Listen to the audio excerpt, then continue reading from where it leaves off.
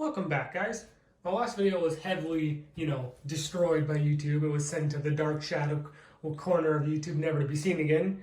And I'll show you what I mean, because it was shown a total of 20 times on my short, and my other one like 5. I'll show you here.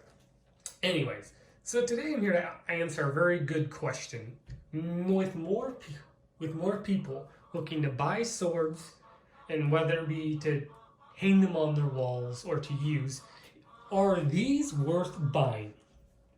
The first question you're going to ask yourself is your sword, say this one, going to sit on your wall and collect dust, or are you going to practice and use it?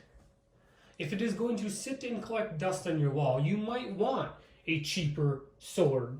See, this right here was $50 to $80 if I remember right. And you say, but that's a Tonto. Yes, but it still looks cool on your wall. Because if you're looking for a decorative piece to just sit on your wall, expensive may not be the sword for you. You might also say, but didn't you say you want a real sword and not decorative? Yes, I also said, though, that if you're okay with decoratives, then that's okay too. For me, I like these real swords right here because they look better, they are better. But if you're looking for just something to hang on your wall, maybe you want one of these smaller budget swords. For instance, like a $100 sword or $50 sword might just be for you, just to hang on your wall. And again, with more people buying swords, it's important to spend your money how you're going to use it. All of my swords, this one, any of them, I use to train with. They're practice and I use them to train.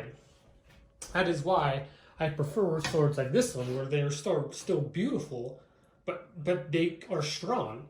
You remember this one took a little bit of edge damage, but it is still straight, as you can tell. And when I say edge damage, it's more just the paint, if you can tell, is scratched. But again, I do like swords for me because I do practice with them. I do like real swords. This is different from companies who quote-unquote say battle-ready swords when they are in fact not battle-ready, because they don't want to admit that they don't heat-treat them. These are all heat-treated, every one of these. While some of them are custom-made, like this one right here, it's got my name, I believe, engraved on it. The other ones that I've shown in the past are just, like this one, a sword I bought that was made in like bulk of 300. But they are still heat treated correctly. So again, the first question, like I said, is are you going to sit it on your wall or are you going to practice with it? Because if that first question is it's going to sit on my wall, you might want a budget sword, a $300 sword, and that's it. Like one of these, or one of these. This one was $400, but it's still not the same as, say, a $1,000 sword like the one we've seen. The second question you gotta ask yourself is, what are you looking for? Are you looking for a very nice sword, or just, again, something that people can go, oh yes, that is very cool? If you're just looking for something that's very nice, even if it's a real sword, you might just want a non-flashy sword, like this one. This one I like. It sits on my wall most of the time. I don't use it that much, but I still like it. So just think about that when you're buying swords, so that way you don't waste your money. Swords in general can be worth it, whether it be a knight sword, a katana like these, or just even a Tonto or knife.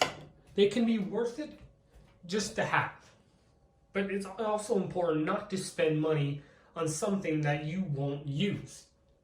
So my recommendation is really think about, when you're buying a sword, what you're going to be doing with it. If you like what you see, please consider subscribing. It really helps.